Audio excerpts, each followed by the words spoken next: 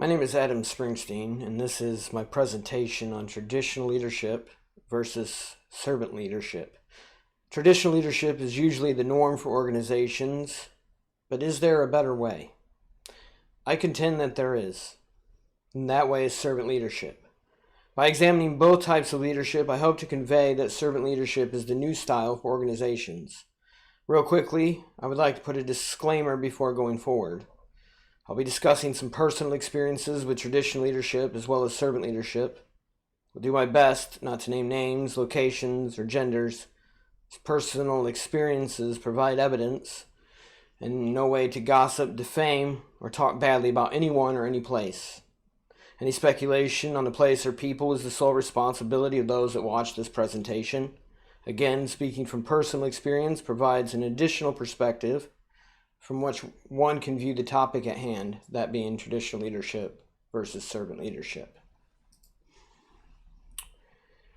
With the introduction under our belts, we stand at the journey. So take a look at our map, we can see the next step is traditional leadership. This will provide a greater understanding of this style. Servant leadership will follow, and just like traditional leadership, will be examined. From here, we will go into the personal experiences mentioned briefly in the introduction. After this, I chose 3 visuals and a video of which to discuss. From there, we'll move forward to the church and how leadership styles, traditional and servant, have been implemented. All this evidence being weighed and considered will be brought together, and we'll discuss why servant leadership. Finally, we will arrive at the X, which, as we know, marks the spot for buried treasure. Servant leadership is truly a treasure, and I believe that it's making its way to the surface. Traditional leadership leads from the top down. Top-down management occurs when goals, projects, and tasks are determined among your company's senior leaders, usually independently of their teams. These goals, projects, and tasks are then communicated to the rest of the organization. In other words, there's little, if any, decision made by the team. It eliminates the voice of the people. There are 5 styles of traditional leadership, which we'll discuss in the next slide. Traditional leadership focuses on the tasks and the projects instead of the people. People come and go, but the task must be done. It's a power-centric leadership. Essentially, what the leader says goes. There is one good thing about this style of leadership. It's very effective in emergencies. The leader can make the decision and the project can go forward with no hindrance. The 5 styles of traditional leadership are seen here. First is autocratic. It is a my way or the highway approach. Think Napoleon Bonaparte. Individual control over all decisions with very little to no input from the team. The democratic style leadership is also known as participative leadership. It's comparable to servant leadership. I'll explain the difference later in this presentation. For now, know that this style allows members to take part in the decision-making process. Laissez-faire leadership is a let-it-ride approach. Herbert Hoover is an example of this style. It abdicates responsibility. It delays decisions. And the leader gives no feedback. The hands-off approach is often very frustrating. Charismatic leadership is a double-edged sword. Lean too far to one side and you'll fall into the dark side of leadership. This happened to Adolf Hitler. On the other side, it can be influential. Strong communication skills, persuasion, and a little charm accompany charismatic leadership. All authority is derived from the charisma that one holds. The final style is bureaucratic leadership. This is a rigid structure and a lot of rules. 1 answers to 2, 2 answers to 3, and 3 answers to 4, but 1 will never answer to 3 or 4, only 2. Everything flows through proper channels. It's very similar to autocratic leadership in that those in the higher positions seem to be the only ones that matter. Some traits of traditional leadership are seen in the following box. Leadership is a rank to obtain. It's all about position. However, this definition is not exactly accurate. It's limiting. In reality, leadership is more about action and example. As stated before, traditional leadership is power-centric. And that power is used to make demands, control, and drive performance. Success is determined by what gets done. At first, projects are excellent. Employees begin to grow tired and burn out, and as a result, projects suffer. And as a result of that, success suffers. Instead of listening, traditional leadership speaks. I'm in charge. I'm speaking, and your voice doesn't matter. Just do what I say. Traditional leadership is self-focused. It's all about them. This is where narcissism creeps in. Well, narcissism is a complete study on its own, one that I highly recommend you spend time studying. I will say this, it's very dangerous. It cripples organizations, it silences dreamers and creative thinkers, and it leaves utter chaos and destruction for organizations. Moving forward to servant leadership, we see that this style is a mirror opposite of traditional leadership, at least from the bottom top. Bottom-up leadership is a one-off act of influence, such as when an employee convinces management to adopt a new product idea. Promotes a better way by challenging others to think differently. By using the bottom-top approach, employees and followers are empowered. This style is people-centric. If the people are valued, then the project will get done. With the project done, the organization thrives. Servant leadership has an open-door policy. Questions, feedback, ideas, and corrections are welcomed, and this provides multiple perspectives. By viewing things from many angles, a much healthier organization can exist. There are two styles of leadership that can be compared to servant leadership. The first, as we mentioned earlier, is democratic. This gives people a voice, but not action. We know that actions without words are meaningless. Essentially, democratic leadership asks the following: what color would you like the room? But refuses to hand a brush to paint. Transformational is the best alternative to servant leadership. There's only one real difference. It focuses on the end goal, the organizational goal. Problem is getting everyone on board. Servant leadership does not forsake people. Transformational leadership has potential to do so. If the end goal has been determined, then the only ideas that matter are really how to get there. Essentially, the end goal can be adjusted, but if the leader or those in charge don't budge, transformational leadership leans towards traditional leadership. It's a minor difference, however, it must be addressed if transformational leadership is to be effectively put into place. I will honestly contend that servant leadership and transformational leadership, if properly mixed, could create a profitable fusion. Some traits of servant leadership: it's more about listening than speaking. Everyone's voice matters. All ideas are welcomed. It's empathetic. If there's an issue with the project, or if there's an issue in an individual's life, or maybe some other issue, then the leader will take time to hear, find a resolution. There's healing in this, and there's healing in knowing that you are valued. Servant leadership is healthy, and it's a healer. By investing in the people, you are aware of them and can persuade them in a non-forceful way to get on board. Servant leaders are committed to growth. This creates a love in the people to be committed to the growth of the organization. The law of stewardship is practiced with servant leadership. Things placed in your care must be taken care of to the best of your ability. Caring about the people instead of bossing them around is a mark of servant leadership. It builds a community through its compassion and love for people. It's like a second family. Everyone involved provides ideas, potential shortcomings, and problems, and in this way, servant leadership channels foresight, a seeing into the near and distant future. This is vision-minded leadership at its best, and servant leadership is beautiful. It's a powerful style of leadership. My first experience I'll discuss is with an organization that exercised traditional leadership. The honeymoon phase wore off real quick, and I began to feel confined. Every morning walking into the place, it felt like a shadow was waiting to chain me up and put two hands on my throat. Throughout the day, I was constantly watched, scrutinized. There's no room for mistakes, and if a mistake was made, it was met with strong words, with passive aggression. I was often questioned, but I couldn't ask questions myself. Everything was limited. I had things to do, but I was limited in how far I could go until I got the necessary approval. My desk was next to my supervisor. The only thing that separated us was a sliding glass window. They'd listen to my phone conversations and interrupt me to correct anything I said that was incorrect. It was a very brutal experience. It shaped me into a person that vows to never act or lead like this. This organization was truly unhealthy. I have had the experience of servant leadership as well in organization. Compared to the previous example, it's a night and day difference. There's freedom to come and go. I often went in at 7:30 instead of 8:30. I'd take a few extra minutes for lunch, and they were perfectly okay with this. It felt like family. My supervisor offered firm, guiding corrections. It was not harsh. It was not demanding. It was constructive and instructional. My supervisor went to bat for me and got me additional responsibilities and extra pay. They did this for others as well. Questions and concerns were allowed. They were considered, sometimes even implemented. I felt safe. I could trust. I did not have to worry about being watched. There were always new opportunities, and I grew tremendously.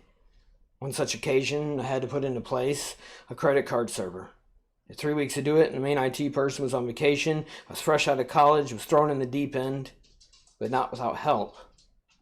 I learned. It was a valuable experience, and I felt empowered. This is servant leadership. Now we get into some choppy waters.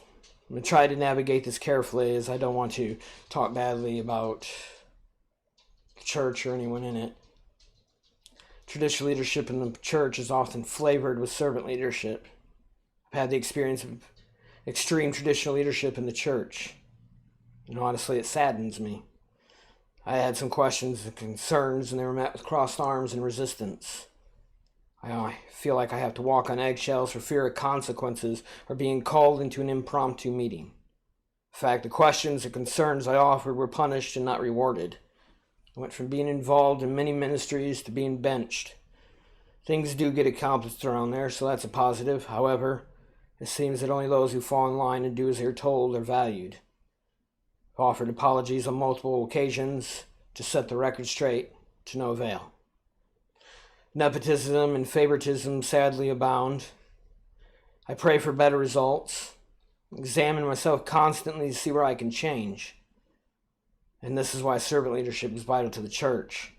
Not only did Jesus model it, but it guards against unfavorable items such as pride and self-centeredness and some of the things that I've experienced.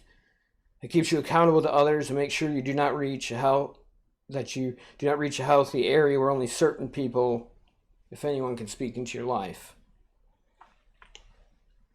We move on to the visuals, and these would depict, most of them, traditional leadership versus servant leadership. Theory and books are a great asset to understanding servant leadership and traditional leadership. However, there is a power in visuals that will stick with you. This first one depicts traditional leadership on the left, servant leadership on the right. Traditional leadership is practiced in most organizations, sees the leader as a boss. He's making things more difficult by standing on the wagon. He's barking orders. Employees are struggling under the weight of demands and the pressure of carrying the boss to success. Putting this into practice today, the boss would be carried to the goal. The tired employees would be forgotten.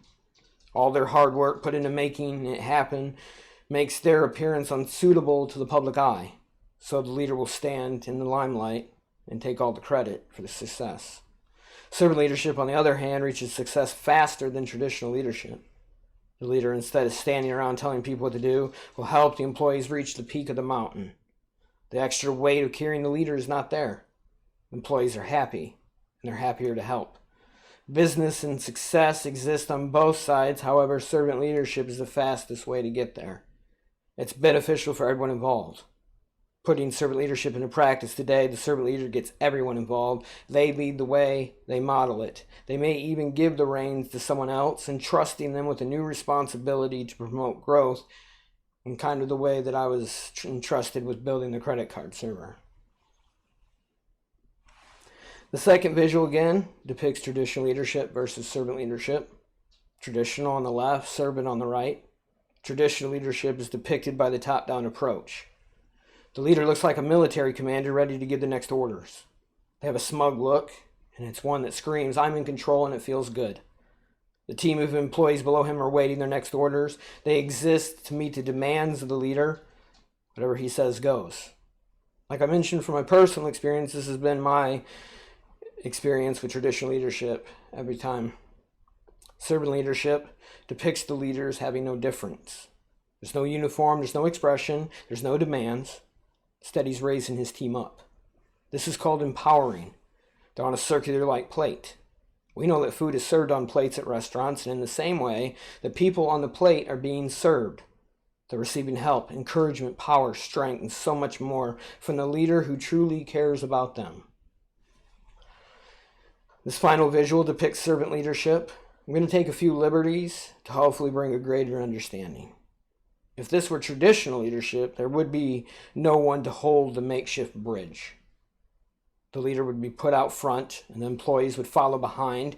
If the makeshift bridge gave out, the leader would not stop to help. Instead, they demand that the employees find a way and make it quick. If a follower fell on the way across, they'd probably be reprimanded. Maybe even let go from the organization for their incompetence. Traditional leadership is not very helpful to individuals, only to completing the task. Servant leadership is concerned with the people. The leader holds the makeshift bridge, ensuring that everyone arrives. Everyone must be on board. No one's left behind. The leader is providing an opportunity for everyone to get through a difficult time. There's a gap in understanding, or maybe there's in the current project or some other kind of gap. So the leader's filling that gap, and he's providing a way for all to come together to move forward. Servant leadership is for everyone, and the leader is willing to make that sacrifice in order to aid his employees. On the next slide, we'll watch a short video, and then I will make a few comments.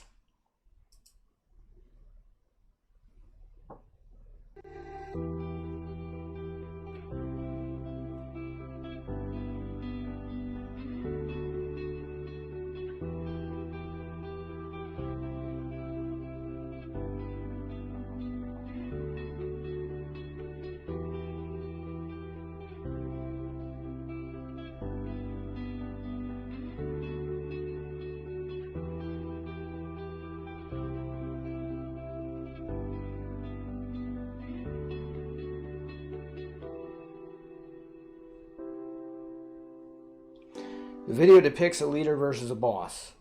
In traditional leadership, what we often find is that the leader is more of a boss than a leader. Servant leadership looks for ways to benefit the whole group instead of being self-centered. Servant leaders will also think outside the box, and they'll operate in a way that's beneficial to all. Bosses or traditional leaders are more focused on themselves, and all that is done is essentially to make them look good. The people become a commodity to be used as a means to an end.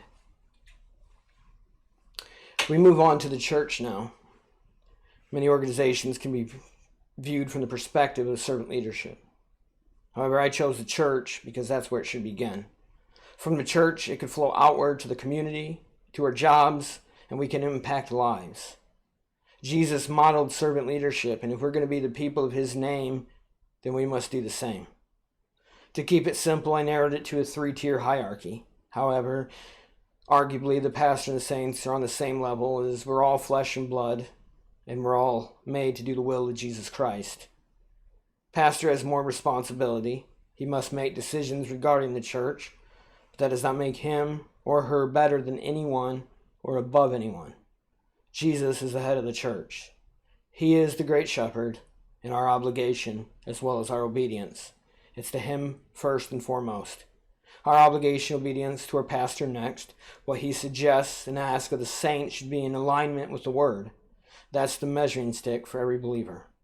The members hold each other accountable and arguably should be able to hold the pastor accountable. All things need to be done decently and in order. They should be done respectfully. Mutual trust should be extended to all. Pastor to saint, saint to pastor, and saint to saint. Remember, Nathan was a court prophet. No business correcting David. David could have had him killed. However, David respected what Nathan had to say. It's okay to be corrected by saints as long as it's done respectfully and according to the Word of God. This is the simple view of the church and leadership. And all of this can be accomplished simply through implementation of true servant leadership. Jesus is the greatest servant leader. As the church, we must model his character to the best of our ability.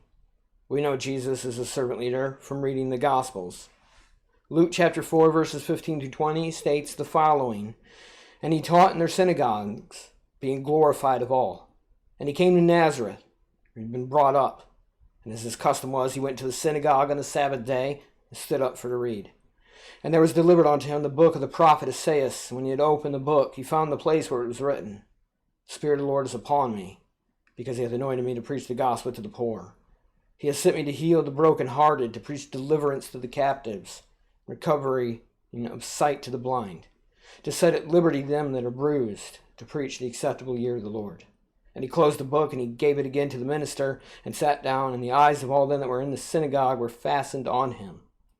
We find also in the Gospel of Mark the following verse, Mark 10:45. For even the Son of Man came not to be ministered unto, but to minister, to give his life a ransom for many. The word minister means serve. Jesus did not come to be served, but he came to serve. He led the disciples. He made them leaders. He washed their feet. I want to thank Pastor Wofford for this final point that stuck with me ever since he said it. Jesus could have taught any lesson before his death, but his final lesson was on servant leadership. Traditional leadership versus servant leadership in the church. Traditional leadership is often laden with bureaucratic rules that hinder creativity and growth. It's reminiscent of what Jesus warned about in Matthew 23:23. Woe unto you, scribes and Pharisees, hypocrites! For ye pay tithe of mint and anise and cumin. You've omitted the weightier matters of the law, judgment, mercy, and faith. These ought ye to have done, but not to leave the other undone. We should do our best, and I'm not advocating for a sloppy, lackluster church. However, there seems to be too much emphasis on appearance. Are we concerned with his image, or are we concerned with our own image? It becomes a bureaucratic rule that limits people from using the gifts that God gave them. Does a sweater and slacks change the message being heard? Does it limit its effectiveness? I know the standards of suit. I know there's nothing wrong if that's people's choice. But what if people do not prefer that? What if they have a personality quirk? Could we make a change that makes room for people? Could we get past our image and look to the image of Christ? I know people personally that were allowed to minister at a certain level, and in time they changed and adopted a higher standard because they got it for themselves. Traditional leadership is often too forceful. Servant leadership gives space and time. This can be seen in John chapter 6. Jesus is talking about eating his flesh and drinking his blood, and many walked away. He turns to Peter. He gives the disciples an option. Follow me, or you can walk away too. Nothing forced. Jesus gave them a choice. Servant leaders, we must, within reason, give people a choice, because people need wings, not kite strings. Traditional leadership leads to narcissistic leaders. More and more we're finding, even in the church, these narcissistic leaders. And this is saddening. Great men and women are being pulled in the wrong direction. Servant leadership, focusing on the people, guards against this. If the focus is others instead of self, then there's less likely for narcissism to come into the church. No system's perfect. But servant leadership is a far greater guard than the self-centered traditional leadership. Part of the path to narcissism is pride, and servant leadership guards against this as well. Traditional leadership does not align with Scripture. While there are examples of traditional leadership, they're more of a warning. The Bible calls us to serve and to be servant leaders. We must govern our lives and be good stewards, for the Great Commission is even people-centric. Jesus served, and he called us to serve. That's scriptural. To align with Scripture and to truly be called Christian, the church must adopt servant leadership. Traditional leadership makes leaders feel untouchable. Can't be questioned, feedback's rarely welcomed, they're in charge, and what they say goes. Servant leadership accepts questions and feedback. Reverend Victor Jackson said in a message that questions bring revelation.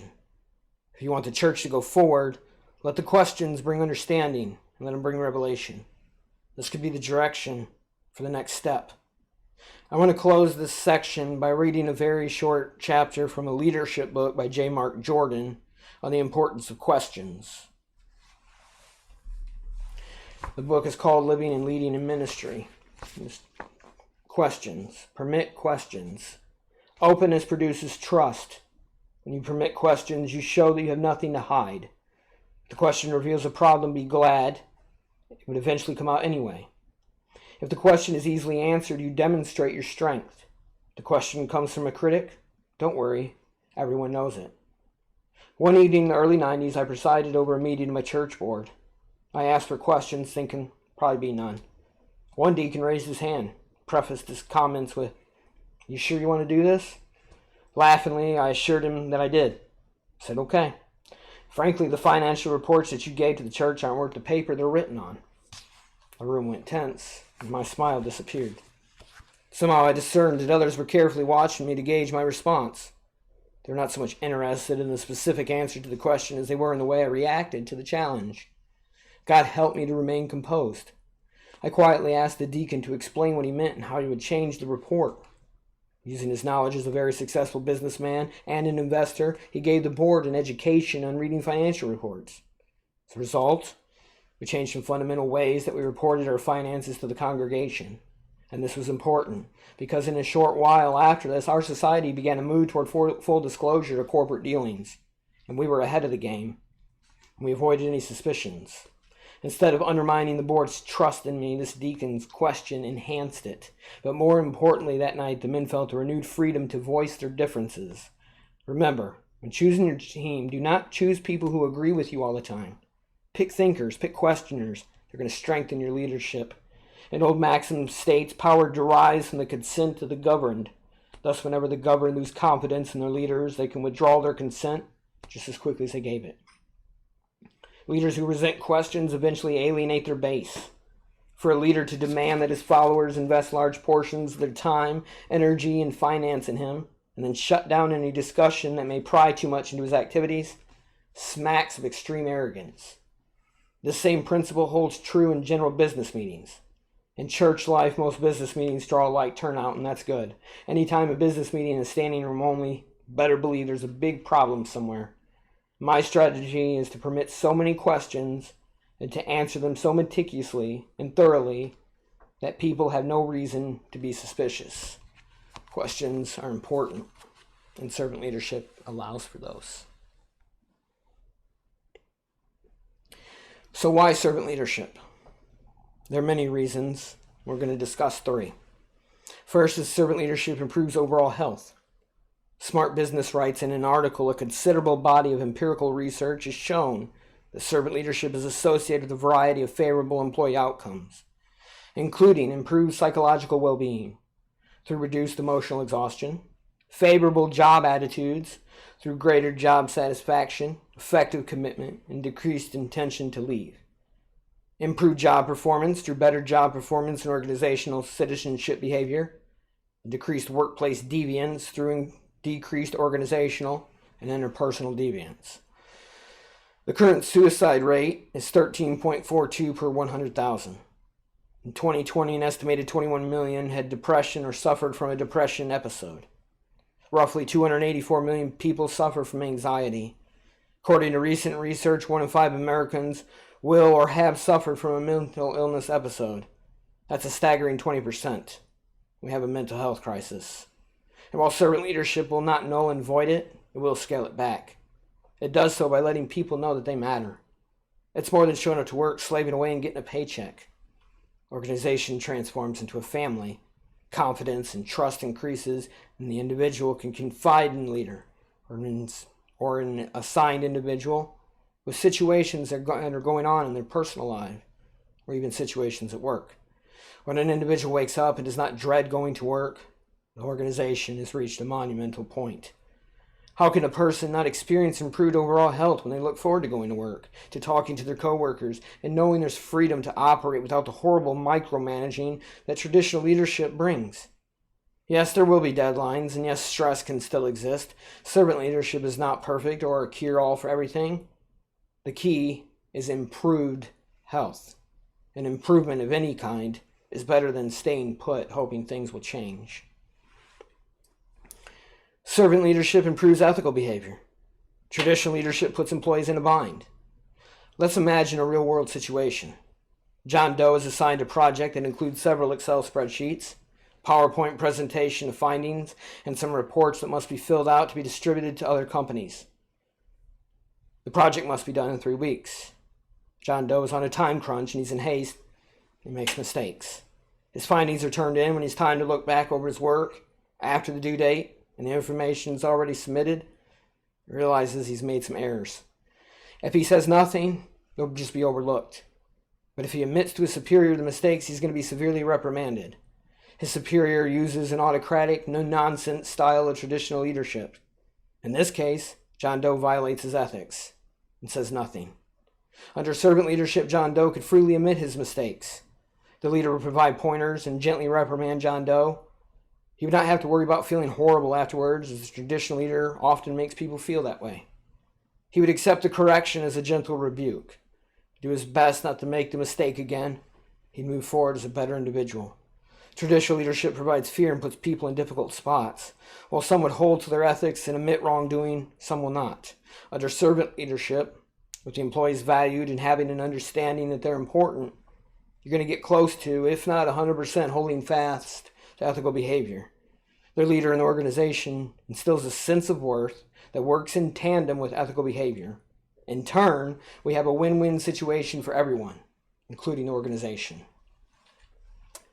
Lastly, servant leadership improves productivity. In an article by Psychology Compass, the following is stated: implementing servant leadership through leadership training can improve performance by 15 to 20%, and work group productivity by 20 to 50%. It's obvious to see why this is important. And putting us into a real-world application, an organization may be using traditional leadership currently. They may be struggling, maybe they're producing well. Either case, if the numbers hold true, servant leadership would pull the struggling company out of the trenches.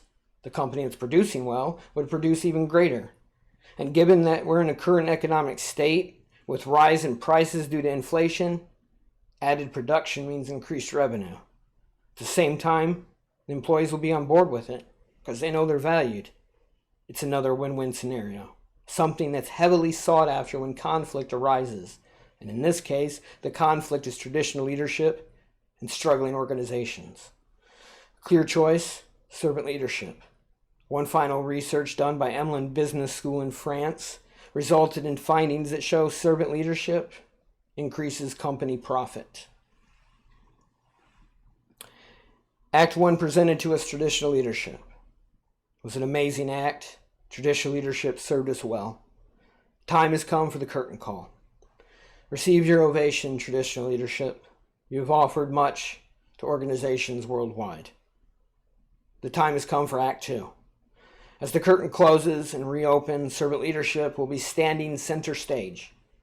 The crowd may wonder at first, but servant leadership, do your thing. As you serve organizations well over the coming years, the crowd will grow to adapt and love you, and in the end there will be a standing ovation like no other. Servant leadership is here to improve leaders, individuals, and organizations. It's time to make the shift to this new style of leadership. I thank you for watching my presentation. I hope at the very least it's provoked you to think about making the change. Contemplate, consider, spend some time researching servant leadership. I believe you'll come to the same conclusion as I did, that being the importance of changing over to and implementing servant leadership.